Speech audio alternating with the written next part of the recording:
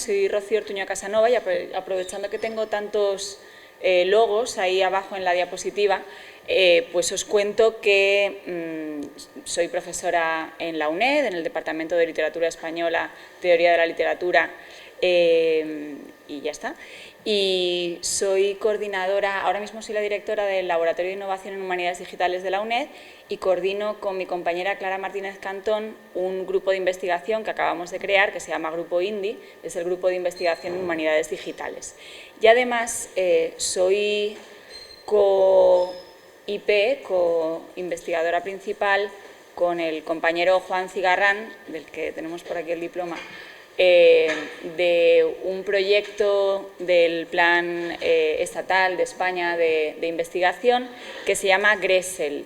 GRESEL es un proyecto coordinado desde la Universidad Autónoma de Madrid y Juan Cigarrán y yo coordinamos la parte del subproyecto de la UNED que trata precisamente de la creación de un RAG aplicado a prensa histórica de Filipinas, España, República Dominicana, Puerto Rico y Cuba, para ver la circulación de narrativas poscoloniales en estos, y compararlo en estos contextos. Entonces, dentro de este contexto del proyecto GRESEL-UNED centrado en estas regiones y en estos periódicos, una idea que estamos trabajando, una compañera del equipo de investigación que se llama María Teresa Vera Rojas, que es de la Universitat de les Illes Balears, y yo, es la circulación de ideas entre periódicos de mujeres en España, República Dominicana, Puerto Rico, Filipinas y Cuba. Aunque tenemos prensa desde el siglo XIX, nosotras nos estamos centrando más en las primeras décadas del XX y en concreto, bueno, ya porque antes había otras problemáticas, en torno a los años 20, del 17 al 30 más o menos, porque bueno, ya se están estableciendo otro tipo de discursos y también otro tipo de prensa. Esto para un subproyecto de investigación, ¿no? Tenemos cada uno estamos extrayendo de ahí, de estos periódicos, lo que nos va interesando y bueno, pues ella y yo nos hemos puesto con esta parte más de narrativas de mujeres. Os cuento un poco el antecedente de este proyecto de GRESEL-UNED, que viene de varias partes. Por un lado, Antonio Moreno Sandoval y Ana García Serrano, que son los directores de tesis de Yanco, uno de la Universidad Autónoma de Madrid y la otra de la UNED, habían tenido ya un proyecto anterior sobre aplicación de procesamiento del lenguaje natural a diferentes ámbitos y en el caso del subproyecto que llevaba Ana García Serrano era a un diario, al Diario de Madrid, que es del siglo XVIII y trabajaba con un grupo de historiadores de la UNED. Además, yo por mi parte estuve el año pasado aquí en la Fundación Duques de Soria con este seminario que, claro, no es completamente ajeno a todo esto, ¿no? Más allá de las noticias, literatura en la prensa filipina en español, 1898-1942, que se está plasmando también en un libro, pero esto era, aunque trabajamos con repositorios digitales, esto era, bueno, pues es algo, la exploración de estos repositorios, lo que vamos haciendo con ellos es más bien manual, tradicional, ¿no? También tuve un proyecto sobre representación de personas chinas y musulmanas en la prensa filipina en varias lenguas, desde la época colonial española, pasando por la estadounidense, hasta la época de la democracia y de la República Filipina, con una compañera, bueno, acabó el doctorado, una doctoranda, acabó el doctorado el 16 de junio, que es filipina, pero hacía el doctorado en Amberes, en que ya trabajamos con estos periódicos digitalizados, hicimos el OCR y todo esto, y trabajamos con word embeddings y con bueno, otras técnicas digitales para llegar a una conclusión que a grandes rasgos es que se toman lugares comunes, metáforas y vocabulario de cómo se hablaba de los indios filipinos, de las personas nativas de Filipinas durante la colonia española, para hablar, en algunos casos, de chinos y musulmanes en la prensa después, en la democracia. Siguiendo, bueno, esto también viene de otro proyecto anterior que tuvimos con entre la Universidad de Amberes y la Universidad de Filipinas para crear un repositorio de prensa histórica digitalizado y de libre acceso de los fondos de la Universidad de Filipinas en Diliman. Esto fue un proyecto de digitalización y formación en humanidades digitales para después hacer algo con estos periódicos digitalizados. Y también tuvimos un proyecto Erasmus Plus sobre trabajo con literatura filipina, humanidades digitales y aprendizaje a distancia. Entonces, bueno, pues viene de muchas cosas mi interés por la prensa y por la prensa digital, y esto pues ha hecho que me involucrara, ¿no?, también en este proyecto Gresel UNED. Como decía, es un proyecto coordinado con la Universidad Autónoma de Madrid y como pensamos que igual no se entendía mucho desde el ámbito de la literatura, hay que enviar el proyecto por algún área de conocimiento. Para mí lo natural hubiera sido ir por literatura, porque vamos a hablar de literatura, de narrativas, de textos, pero me daba la sensación a mí de que no se iba a entender muy bien lo que queríamos hacer. Así que acabamos enviándolo por informática, ¿vale? Bueno, pues ahí estamos, por lo menos Juan Manuel Cigarrán, Juanci, sí que es de informática, y los objetivos iniciales, los objetivos del proyecto son informáticos, es desarrollar un entorno informático y tecnologías para el procesamiento del lenguaje natural y la respuesta a preguntas, o sea, va a ser un RAG, y generar recursos y experimentar con los existentes en dominios específicos para RAG, humanidades digitales y documentos financieros, que es lo que trabaja en la UAM. En la UAM están también creando un RAG, pero sobre El Quijote, novelas de Pérez Galdós y documentos financieros, porque a la gente de informática os da igual todo, ya, ¿no? Porque tenían un corpus de esto. Entonces, bueno, pues el equipo en la UNED está un poco dividido, bueno, lo hemos dividido así por razones metodológicas, entre humanistas y personas del área de los sistemas informáticos, ¿no?, de la Escuela Superior Técnica de Ingeniería Informática y de humanidades que tiene estudios literarios, culturales, históricos. Es un equipo amplio, pero está un poco, gran parte en stand-by, esperando a ver qué se hace desde la informática para ver qué se hace desde las humanidades. Pero evidentemente los objetivos para los humanistas y las humanistas no son los mismos, o no es simplemente la creación del RAG en sí, la experimentación con estos textos, sino que tenemos unos objetivos bueno, pues que van más con nuestro campo, ¿no?, que es explorar la representación de personas y lugares para comparar discursos acerca de colectivos, desde las colonias a España y viceversa, y de diferentes ideologías, viendo además cómo evolucionan, indagando en el origen de discursos actuales. Esto se basa un poco también en lo que sacamos de aquel proyecto sobre representación de personas de origen chino y musulmán en Filipinas. Configurar un mapa más exacto de la literatura de ciertas áreas y su circulación más allá de los cánones, así como la relación entre literatura y política a través del soporte de los periódicos, y conocer las formas de circulación de ideas dentro de los países, por ejemplo, a través de instituciones, organizaciones como la Liga Esperantista o publicaciones de diversa índole y entre países. Claro, yo de literatura, a mí el objetivo central que he puesto ahí en el centro, no por casualidad, de configurar un mapa de la literatura de ciertas áreas y su circulación más allá de los cánones, pues es algo que me interpela mucho. Claro, ¿qué añade a la literatura de textos y en concreto, pues a mí me interesa la poesía, en la prensa? O sea, ¿por qué estudiarlo en prensa? ¿Por qué no cojo los libros, que ya lo he hecho? También tenemos el portal de literatura filipina en español de la Biblioteca Virtual Miguel de Cervantes desde 2014. ¿Por qué no me quedo con eso y me meto en el fregado que es trabajar con prensa histórica? Pues hay varias razones.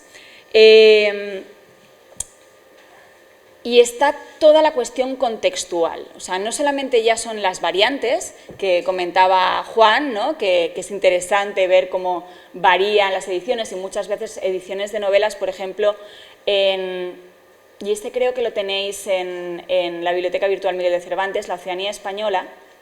Yo ya me lío, no sé dónde veo las cosas, pero no me acuerdo si era en la Biblioteca Virtual Miguel de Cervantes o en la BNE. Es en la BNE, ¿verdad? Sí, en la Biblioteca Nacional, en la Hemeroteca Digital. En la Oceanía Española se publicaba la primera edición de novelas, porque el José Felipe del Pan, que era el director del periódico, que era novelista, publicaba ahí la primera edición y cuando encuentras, luego tuvieron muchas ediciones porque tenían mucho éxito, cuando encuentras las novelas exentas, lo primero que aparece es segunda edición, porque la primera se considera la de la Oceanía Española, la que tenía en el periódico. Entonces, más allá de estas variantes y de las traducciones que se encuentran de novelas, que ves que, bueno, que están traduciendo sin parar novelas del francés y hacen ediciones en Filipinas en periódicos y cuestiones así, está la relación con el contexto de la prensa, ¿no? Jeanette hablaba de epitexto, de peritexto, de intertexto. Bueno, pues aquí hay una relación muy especial con lo que aparece en torno al texto, ¿no?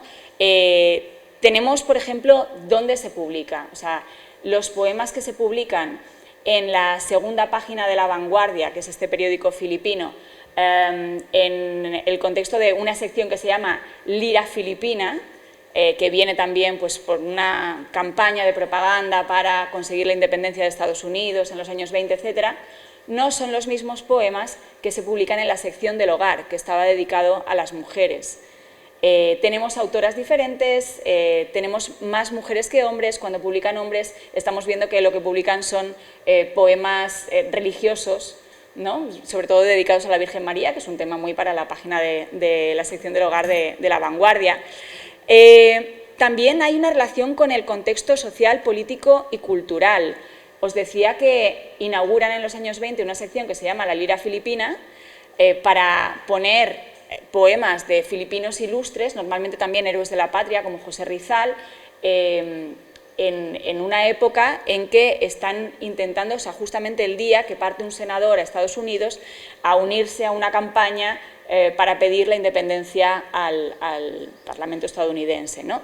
Entonces, bueno, pues hay una relación con por qué se están publicando las cosas. Tenemos en 1899 hay un periódico que se llama Libertas, no por nada, que también están en guerra entre Filipinas y Estados Unidos, desde 1898 hasta 1902 más o menos hay una guerra filipino-estadounidense, porque bueno, pues cuando creía que habían obtenido la independencia y habían ganado a España, pues llegaron a Estados Unidos y dijeron no, en realidad habéis ganado España, efectivamente, pero nos quedamos nosotros aquí, ¿no? Y entonces hay una guerra y en ese contexto se empiezan a publicar muchos poemas modernistas latinoamericanos que, si los ves en un libro, pueden tener un significado, pero si los interpretas en ese contexto político de un periódico que se llama Libertas, en una guerra, claro, adquieren un mensaje de resistencia, de admiración por una serie de países que también estaban bajo colonia española, también se están enfrentando al capitalismo, al nuevo neocolonialismo, etcétera,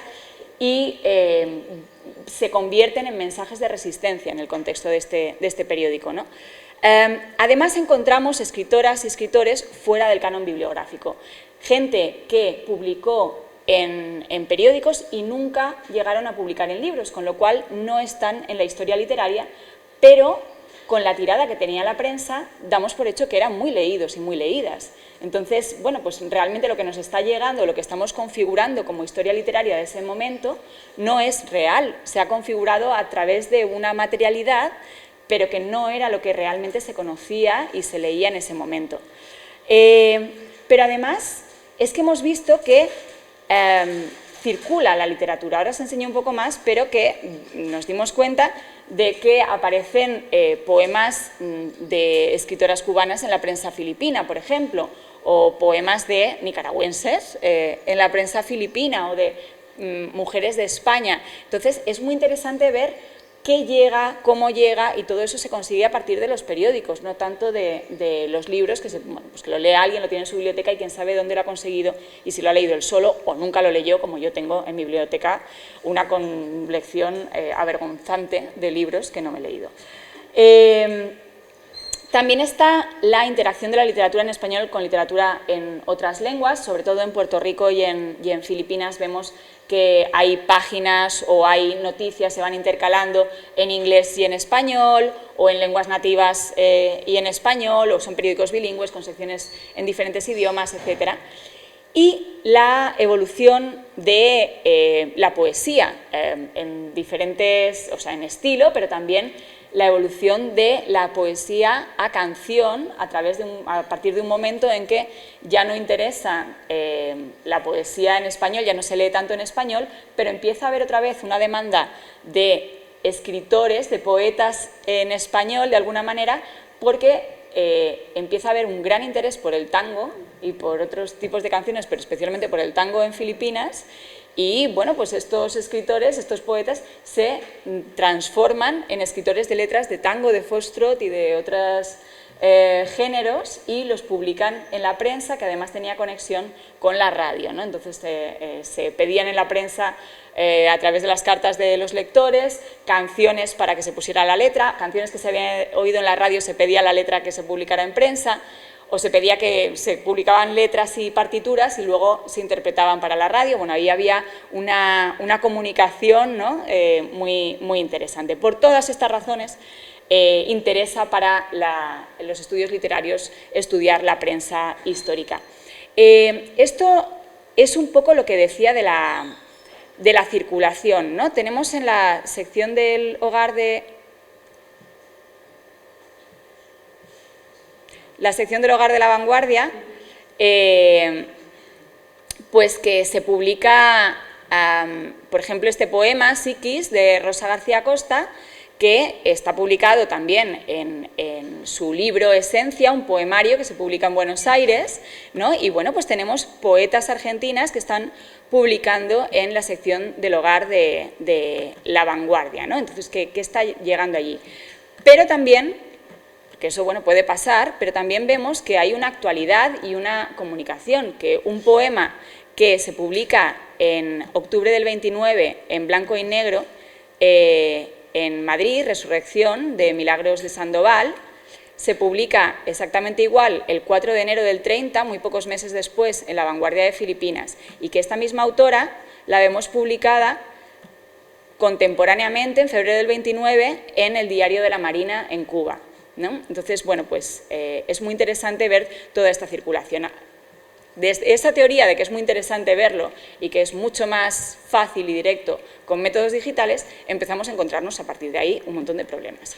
Por ejemplo, el corpus, ¿no? En general, al principio decíamos, ¡buah! Un corpus, hay un montón de cosas digitalizadas de estas regiones, pero claro, no se puede trabajar completo. Entonces, ¿cómo lo elegimos?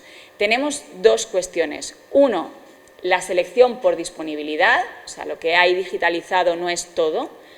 Tenemos pues ciertos años de La Vanguardia en la Biblioteca Virtual de Prensa Histórica, ciertos años del Diario de la Marina. ¿Qué pasa con el resto, ¿no? ¿Qué hacemos con el resto?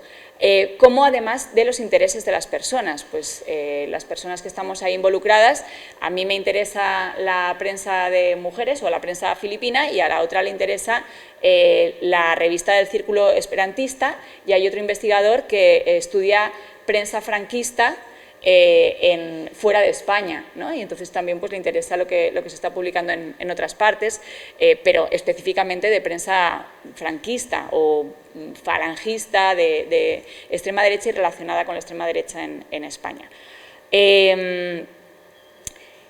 Entonces, bueno, lo primero que hicimos es que cada investigador o investigadora eligió periódicos y épocas específicas, se basó la selección en eventos históricos documentados que queríamos estudiar en paralelo para hacer búsquedas paralelas coordinadas.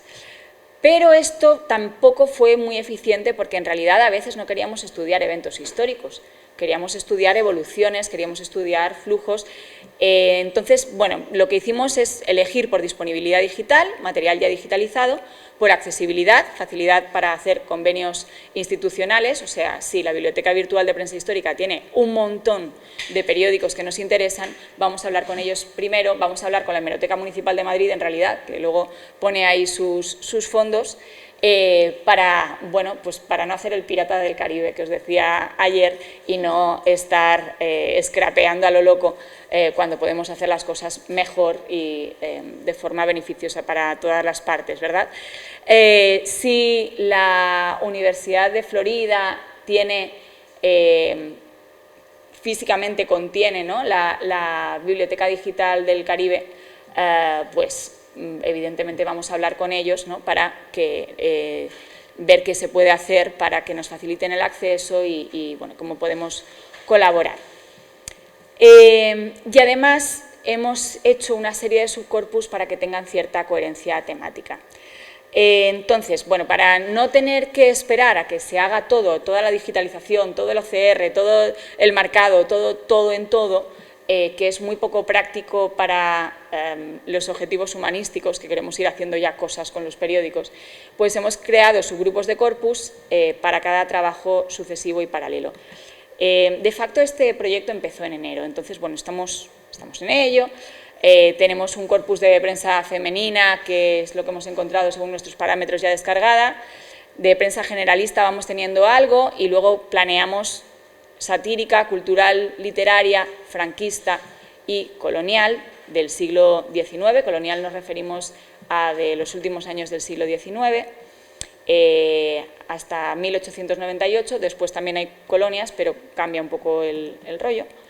¿Qué tenemos de prensa femenina? Y ahora vais a ver más problemas.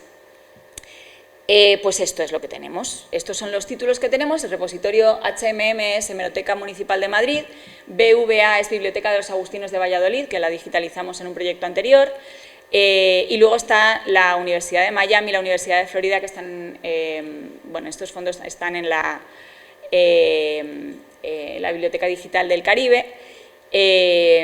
Pues esto es lo que tenemos. Si veis, en cuanto a número de páginas, no es nada equilibrado. O sea, de Filipinas tenemos algo del siglo XIX, pero comparado con la colección de Fémina de República Dominicana, que hay 2.150 páginas, o con el Eco de la Moda del siglo XIX de España, pues es muy poco, ¿no? De hecho, si nos centramos en los periódicos de los años del 17 al 30, pues vemos que la comparativa es un total de 0 de Filipinas y, bueno, pues mucho más de Dominicana. De España habría más que sacar, de España se puede sacar más, pero no queríamos tampoco descompensar tanto con Cuba y Puerto Rico. O sea, de España en la Hemeroteca Municipal de Madrid hay un montón de prensa femenina. Entonces, bueno, de momento tenemos estos mimbres. Hay vías de una futura compensación en los periódicos generalistas, porque gran parte de los debates feministas y de lo que se publicaba, como os he mostrado antes la página de la sección del hogar de La Vanguardia de Filipinas, se publicaba precisamente en páginas del hogar que eran bastante análogas. Si miramos el del Listín Diario de la República Dominicana, es que tiene hasta anuncios iguales. La crema esa oriental la he visto publicada, o sea, anunciada también en prensa filipina, ¿no? Y bueno, pues están en periódicos diarios que son de gran tirada, son bastante extensos y tienen páginas de sociedad, de deportes, etcétera, y tienen una sección del hogar dedicada a la mujer con, bueno, pues anuncios para la mujer, con cuentos para contar al hermanito, con noticias sobre peinados, ya sabéis, lo que nos interesan a las chicas,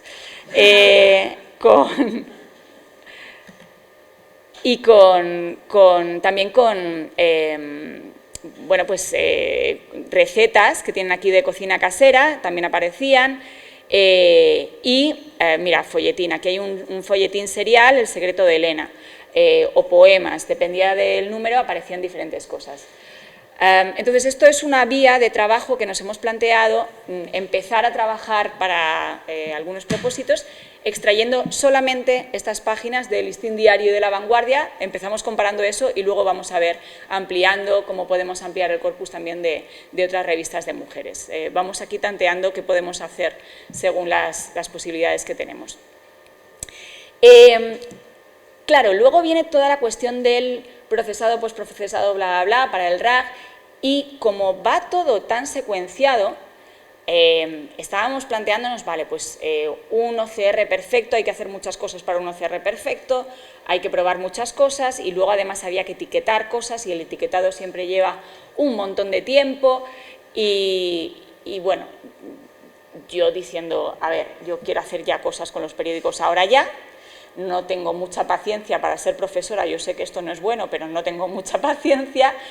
¿Es necesario todo esto? ¿Es necesario tanto rollo con el OCR? O bueno, pues un OCR así medio con Tesseract nos va a apañar más o menos, y etiquetar, pues oye, si es tan inteligente, ¿no?, la inteligencia artificial, a lo mejor lo de etiquetar tampoco es tan necesario, ¿verdad? Quise probar mis posibilidades, dije, ¿cómo puedo probar esto sin liar muchísimo al grupo técnico informático que sabe más de RAGs?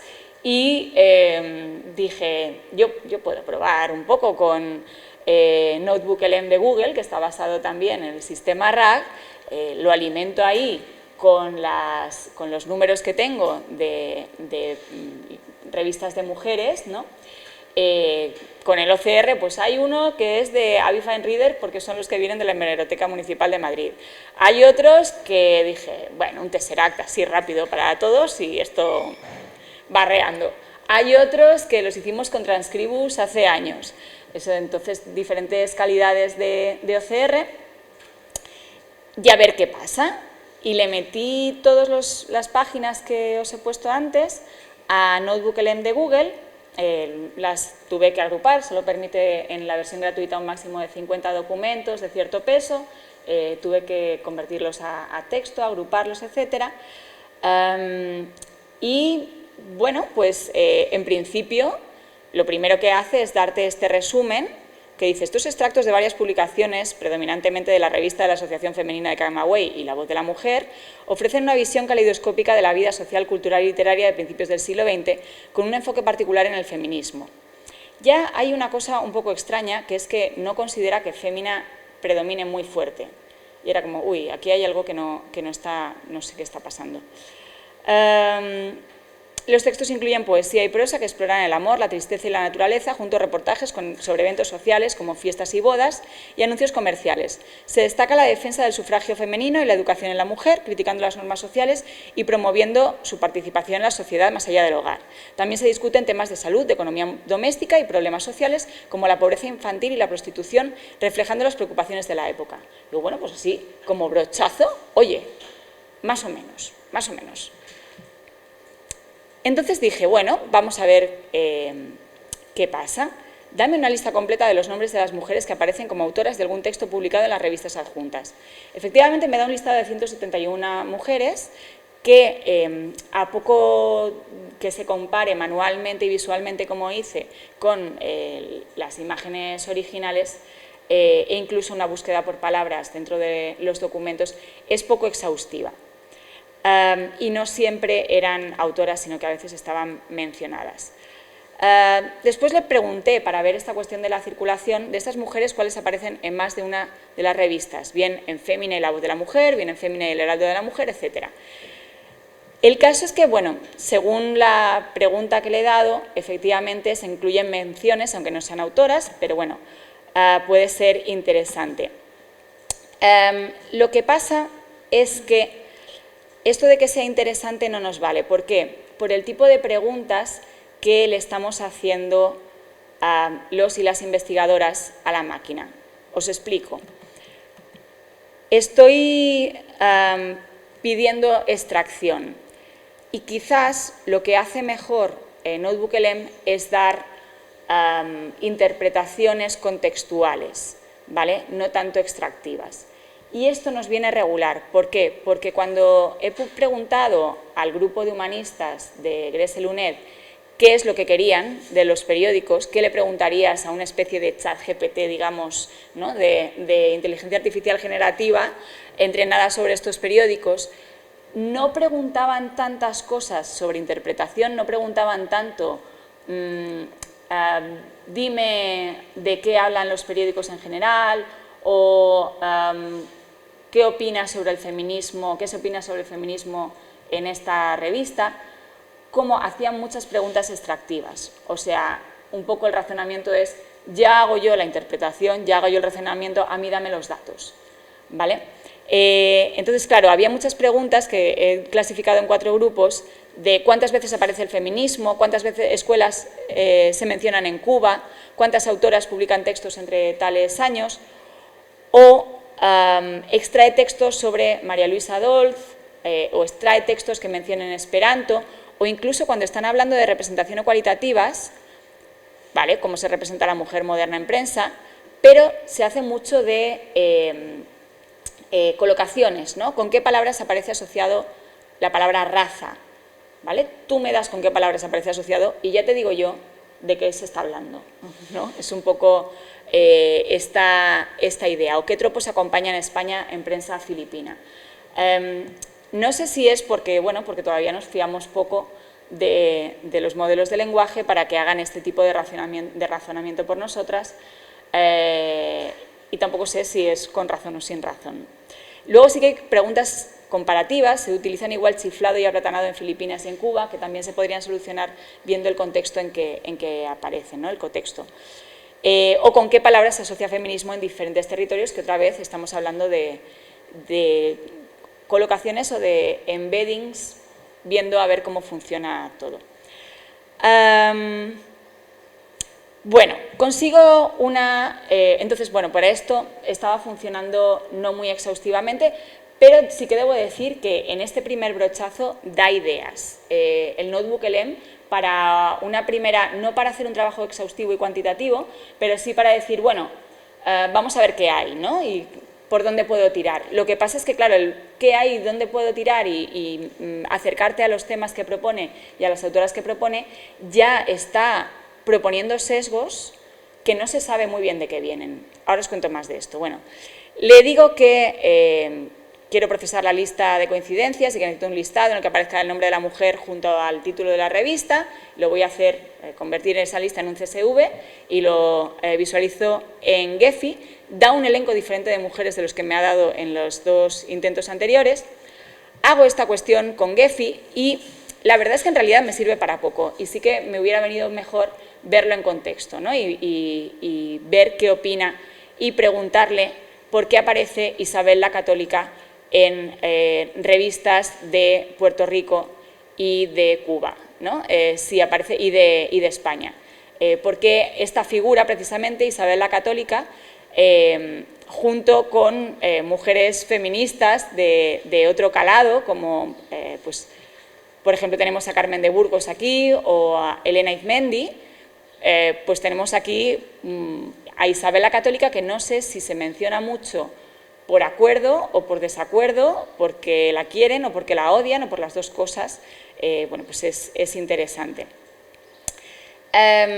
Intentando otra vez ver esto, y comparaba un poco las mujeres que mencionaban en la revista de la Asociación Femenina de Camagüey, en La Voz de la Mujer, vi que las coincidencias entre ambas eran muy pocas y que en La Voz de la Mujer ponía que mencionaban a muy pocas mujeres, que en realidad además metía a hombres, y que en estas coincidencias entre la revista de la Asociación Femenina de Camagüey y La Voz de la Mujer, pues eso, de 3 personas que coincidían, 2 eran hombres y no me servía para lo que estaba queriendo. Una de las conclusiones ya que os digo, hay que etiquetar, o sea, hay que etiquetar y hay que hacer esto bien, hay que hacer esto con paciencia, con calma, con metodología, con el OCR bueno y con una cosa fundamental, por ejemplo, de etiquetado no solamente de entidades, sino de qué pintan esas entidades en el texto. Es decir, cuando hay una entidad, cuando se está hablando en un artículo de Rubén Darío o cuando hay algo que firma Rubén Darío. para que nos entendamos, ¿no? Entonces, esto es algo que sí que se tiene que solucionar y que estamos viendo cómo solucionar con etiquetado del layout, ¿no? Porque el layout, el autor aparece en una localización diferente del texto y esto pues, nos puede ayudar preliminarmente. En cuanto a temas, bueno, vamos a ver, yo quería ver si así con esta idea así un poco de vamos a hacer algo, a ver cómo puedo hacer algo ya, cómo puedo comparar lo que se hacía en las humanidades digitales clásicas de extracción de temas, para ver más o menos qué temas hay, con grandes modelos de lenguaje. Y digo, bueno, pues lo meto en Voyant Tools y vamos a ver, o también podría haber hecho un modelado de tópicos, vamos a hacer una nube de palabras de la voz de la mujer y fémina, a ver qué tal. Vale, pues hablan de mujer y mujeres, qué sorpresa, sobre todo cuando una de las revistas se llama La voz de la mujer, ¿verdad? Habla de hombres, amor, habla de madre, de soñar, de alma, un montón de topicazos, ¿no? Doña, bueno, pues San, ¿no? Tenemos también el tema religioso, corazón, social, fenomenal. Bueno, tengo algunas ideas de así que puede pasar. Claro, afina mucho más cuando preguntamos los temas que ocupan estas revistas a NotebookLM, ¿no? Y te va dando explicaciones y te dice, y te da las referencias de por qué dice que aparecen estos temas. Cultura y recreación femenina, rol social e intelectual de la mujer, derechos legales y constitucionales de la mujer, que en realidad se relaciona mucho también con, bueno, emancipación y dignificación de la mujer, feminismo y derechos de la mujer, bienestar y belleza, actividades de asociación y colaboración. Ok, vale. Aquí además me interesó, dije, conexión internacional y panamericanista, y dije, bueno, qué interesante.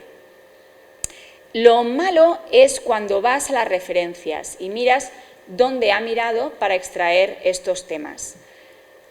Entonces, cuando te vas a conexiones transnacionales de Fémina, dices, a conexión internacional y panamericanista en Fémina, que dije, bueno, están dialogando con asociaciones de mujeres y con revistas de mujeres de otros lados.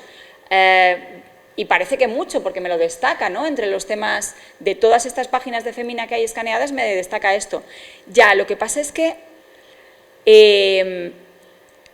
lo saca todo del mismo lado. Si hay una página en uno de los periódicos dedicado a este tema, en que se menciona 70 veces a la señora Elena Arizmendi, pues me va a parecer que esto es uno de los temas principales.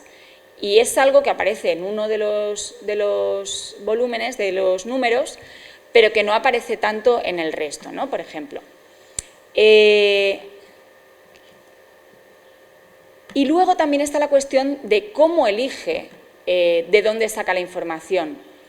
Porque en El Heraldo de la Mujer habla de feminismo panamericano y la explicación que da es bastante diferente a la que da cuando habla de panamericanismo en Fémina. Aquí dice que establece y divulga la Liga Internacional de las Mujeres Ibéricas Hispanoamericanas, porque hay una noticia muy larga sobre esto en uno de los números, publicando sus bases, planes de organización y fines, y esto aparece en otro de los números. Hay 2 números en los que se habla de esta asociación. Y se reporta sobre el feminismo en otros países latinoamericanos. Fenomenal. Pone el foco en esa asociación que se basa en Hispanoamérica y en España, y sin embargo aquí destaca unificar en lo posible las aspiraciones de la mujer latinoamericana con las de la sajona del norte, ¿vale? Hay una mirada más hacia Estados Unidos desde El Heraldo de la Mujer. No nos extraña, El Heraldo de la Mujer es una revista puertorriqueña, podría ser. Y destaca la participación de líderes internacionales como Carrie Chapman Catt, o sea, otra estadounidense, ¿no? en el Consejo Consultivo de la Alianza Femenina Latinoamericana. Hay un foco mucho más estadounidense en lo que nos dice de este panamericanismo.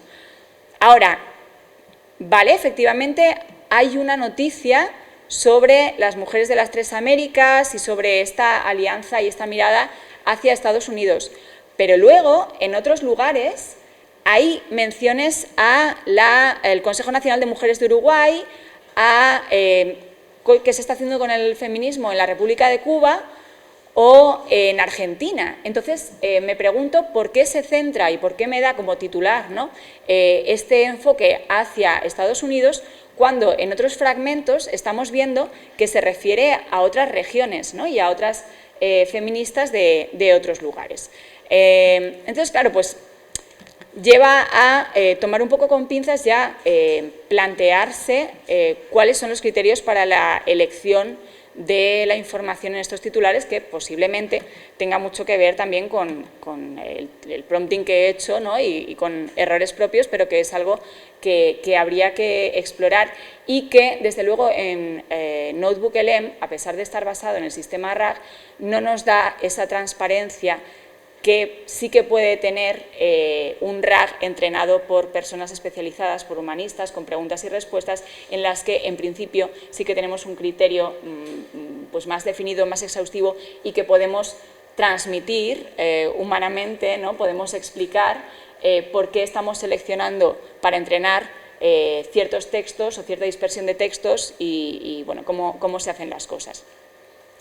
Como balance de esta cuestión expeditiva mía, ¿no?, de este experimento, se plantean pues algunas ideas interesantes que se pueden rastrear, pero, como os decía, la información está sesgada, no está clara la selección, ni a nivel de corpus, claro, cómo podemos justificar el corpus que está seleccionado, ni a nivel de la selección de información por parte de NotebookLM. Hay una sobrerepresentación de noticias que no tienen tanto peso a lo largo de la tirada y hay preguntas extractivas deficientes, pero incido en que es verdad que da pistas y de las que da hilos de los que tirar, ¿no? Entonces, claro, las necesidades que se plantean: ¿es necesario completar el corpus? ¿Es necesario, para hablar de la panorámica literaria filipina, completar todo el corpus de lo que estaba pasando en Filipinas en los años 20, todo lo que haya de prensa filipina en lengua española, porque ahí pueden aparecer en diferentes ideologías diferentes autores, o vamos a trabajar con lo que buenamente tengamos y lo declaramos y seguimos admitiendo que es algo necesariamente incompleto, una reconstrucción necesariamente incompleta, pero que creemos que completa un panorama que hasta ahora se ha basado únicamente en libros, ¿no? Claro, ¿cómo de exhaustivos queremos y podemos ser? Sí que es necesario tener un OCR adecuado, o lo más adecuado posible dentro de lo humano. No nos vamos a poner a transcribir todo, pero sí que merece la pena explorar vías de tener OCR. Eso sí, yo sí que apostaría por OCR gratuito, en principio, libre, también, si fuera posible, porque la cantidad de periódicos es mucha y porque siempre da la posibilidad de seguir incorporando y seguir ampliando el proyecto, que es algo también necesario. Y luego también hay una necesidad de metodología para determinar la circulación. ¿Cómo determinamos la circulación? Igual aquí también puede arrojar luz después Ana María. Mencionamos poemas, personas. Las menciones de personas nos valen para ver la circulación de personas, o los temas. Si aparecen temas similares en todos, pues ya estamos viendo la circulación, o la reutilización de textos, las traducciones en diferentes lugares, ¿no? Pues si hay algo más que se puede hacer para ver la circulación de ideas y de literatura y cómo tenemos esta comunicación transnacional. Y también ¿para qué estamos haciendo todo este trabajo de digitalización, OCR, etcétera? Cuando estoy viendo trabajos que han trabajado ya con periódicos, ¿no?, y que están trabajando con modelos de lenguaje, al final lo que hacen es algo muy parecido a lo que se hacía antes de los grandes modelos de lenguaje. Claro, también estamos en una época temprana, pero cuando veo a Sarah Berliger, esta persona que ha trabajado mucho con prensa alemana, austriaca, etcétera, y tiene esta primera aproximación a los discursos sobre el terremoto de Messina, está utilizando los modelos de lenguaje para extracción y limpieza de datos y para marcado de entidades. Extracción y limpieza de datos es todo como de preparación, fenomenal, pero luego el marcado de entidades ya se hacía antes, ¿no? Este segundo artículo, pues lo que hace es algo muy similar a lo que era el sentiment analysis. O este tercero explora intertextualidad, que también se hacía antes de los grandes modelos de lenguaje. Entonces, mi idea es, si esto es una revolución, vamos a revolucionarnos todos, vamos a plantear, igual que con las humanidades digitales empezamos a plantearnos nuevas preguntas, con los grandes modelos de lenguaje creo que también tendríamos que ir un paso más allá y no intentar hacer de forma mejor o más fácil lo que ya hacíamos antes, sino que merece la pena. Bueno, estamos invirtiendo mucho esfuerzo en esto y mucho tiempo, trabajo, dinero. Vamos a llegar más allá, ¿no? Lo que pasa es que no sé cómo. Entonces, bueno, pues creo que de momento toca echarle imaginación, con la paradoja de que esta alegoría de la imaginación la he hecho con ChatGPT, ¿verdad? Así que muy poca imaginación ahí. Muchas gracias.